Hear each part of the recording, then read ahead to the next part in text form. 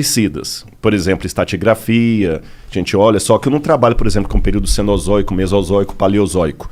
Eu trabalho mais com o período do bronze, idade do ferro, período persa, grego, romano, bizantino e assim vai. Quando tinha civilização, né? Exatamente. Da invenção da escrita para cá é mais a minha praia. Pode da crer. invenção da escrita para trás... O que veio antes? Ser pastor ou ser arqueólogo? Por que parece, foi ser pastor. Foi um lance Não, até né? Na muito verdade, legal. não é muito... Foi o que eu imaginei. É, porque olha que interessante. Quando eu fiz o meu primeiro doutorado, foi em teologia. E ao mesmo tempo que eu fazia o doutorado em teologia em grego do Novo Testamento, eu fazia a faculdade de filosofia. Foi aí que eu tive a oportunidade de ser aluno do Pondé. Entendi. Lá no Centro Universitário Assunção, e a PUC também era ligada lá. Então eu fazia o doutorado à tarde e a faculdade de manhã. E 2 dias da semana eu voltava para Engenheiro Coelho para dar aula. Aí eu fiz... Aí quando você faz o programa de doutorado, na época da tese, você tem o major e o minor. Você tem uma área de concentração maior e uma menor. A minha maior era grego do Novo Testamento. A menor, eu escolhi arqueologia bíblica, mas por uma única razão. Eu falei, vai ser a minha única oportunidade de conhecer a Terra Santa. Aí eu fui para lá. Cara, quando eu cheguei lá, que eu vi a arqueologia, eu me apaixonei tanto pelo negócio. Aí escavei em Shahar Golan. E fiquei muito empolgado com a coisa. Aí comecei a fazer outras escavações, fui escavando, aí fiz um curso pela Universidade Hebraica. Depois eu fiz um pós-doc em arqueologia pela Andrews University, lá dos Estados Unidos. Depois eu fiz o outro doutorado em arqueologia na USP.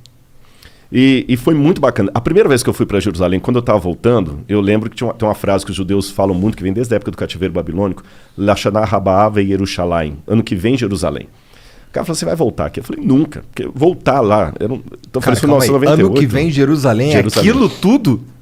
Lashana, ano, né? Lashana Rabaa, ano que vem, Yerushalayim, Jerusalém. Né? Estaremos em Jerusalém. Porque os judeus, quando estavam presos no cativeiro, e Jerusalém destruída, a esperança deles é que no próximo ano a Páscoa fosse celebrada em Jerusalém. Então criou-se um lema. Eu falei, nunca. Voltar a Jerusalém é como se Armstrong falar que ia voltar à Lua. É uma vez só. Mas olha, Deus me abençoou tanto que nesse lance de ir para escavar e ser guia, eu consigo ir, porque embora eu não receba salário por isso, eu tenho a minha passagem da minha esposa garantida. Sim, você pode ir lá aproveitar as experiências. Você está entendendo? Exatamente, eu vou para queria. trabalhar. Porque o dia inteiro mostrando sítios arqueológicos e tudo, quando vai para escavar também, a universidade também ajuda nesse sentido e tal. Cara, eu já fui mais de 30 vezes. Da hora. Como que é uma escavação lá? Como é que funciona isso? Bom, é igual um filme, tem umas barraquinhas, tem e uns caras assim com as vassourinhas. Não, aí você não... Eu não sei que filme você está assistindo, porque filme que eu conheço de arqueologia é múmia andando, é nazista atirando em você, helicóptero, né? Então é assim. É assim, caralho? Cara, bem mais legal, né? Ou não, né? Corre o risco de literalmente, a arqueologia é uma vida em ruínas. É o seguinte, você primeiro... você tem o sítio arqueológico, depende da grana também, porque Israel tem mais de 30 mil sítios arqueológicos mapeados. Caralho. Mas nem 10% está escavado, porque Israel é um país persona non grata onde ele está ali. Todo mundo é inimigo de Israel, com exceção da Jordânia e do Egito. Agora também tem relações diplomáticas com Bahrein, Arábia Saudita, alguma coisa assim tudo. Mas Israel ali sofre muito, então ele tem que gastar muito dinheiro para a segurança nacional do país. Então os arqueólogos dão aula no período letivo e em julho que escavam.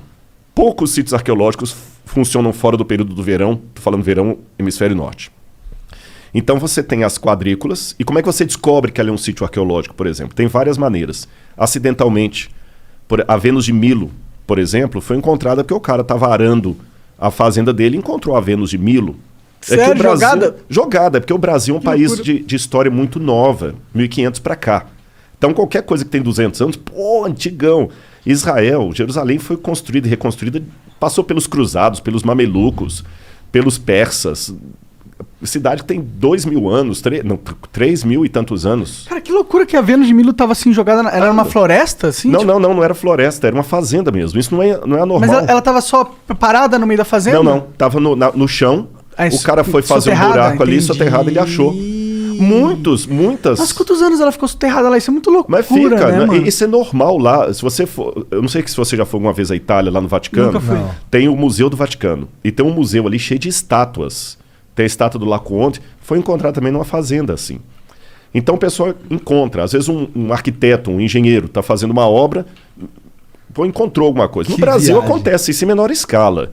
De vez em quando acontece. No Rio de Janeiro os caras estão fazendo, encontraram uma coisa lá antiga. Então a gente aqui no Brasil chama IPEM, que é o Instituto de História daqui do Brasil. Lá é o IAA, Israel Antiquities Authority.